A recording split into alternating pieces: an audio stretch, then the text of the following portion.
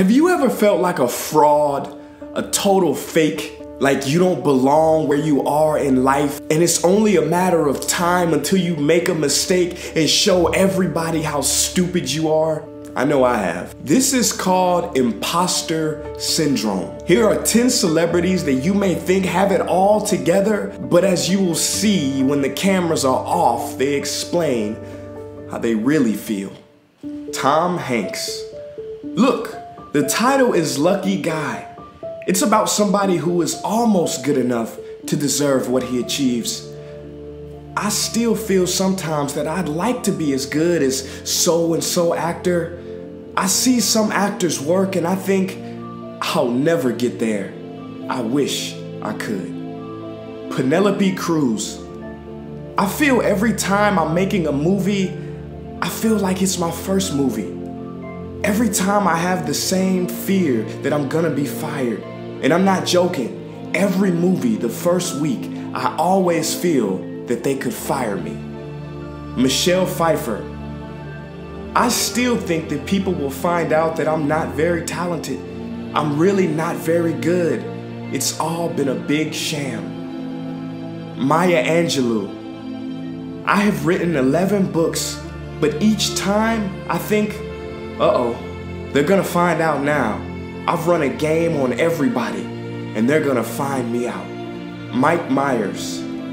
I still believe that at any time the no talent police will come and arrest me. John Steinbeck. I am not a writer. I've been fooling myself and other people. Emma Watson. It's almost like the better I do, the more of my feeling of inadequacy actually increases, because I'm just going, any moment, somebody's gonna find out I'm a total fraud and that I don't deserve any of what I've achieved. Ryan Reynolds.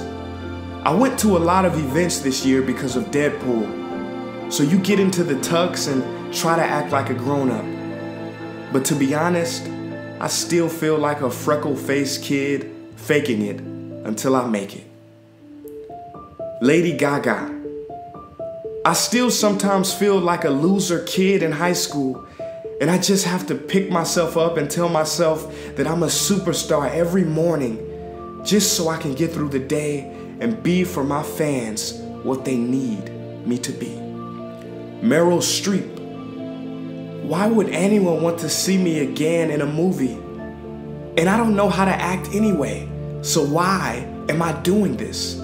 These 10 examples, and there are many more, prove that we all deal with imposter syndrome, no matter how successful we think we are. But what can we do about it so that it doesn't overwhelm us and stop us from achieving our dreams? Here are 3 steps. Number 1, first realize that this is not a defect.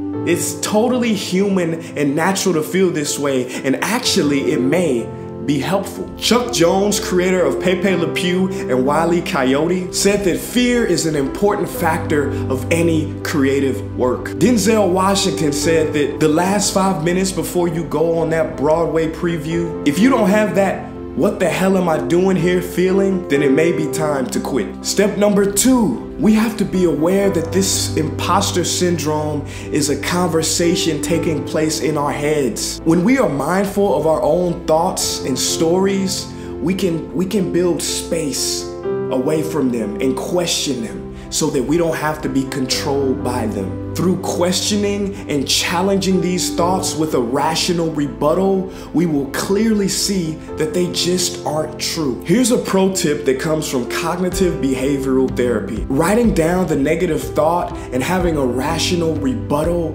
is an amazing way to really deconstruct and take the oxygen and the power out of that negative thought. And this tactic has worked for me. Here's a quick example. Negative thought. I got into trouble at work. They'll probably want to fire me soon because I can't do my job right. Rational counter statement. I made a mistake at work, but everyone does that from time to time. I usually get a lot of positive feedback about my work.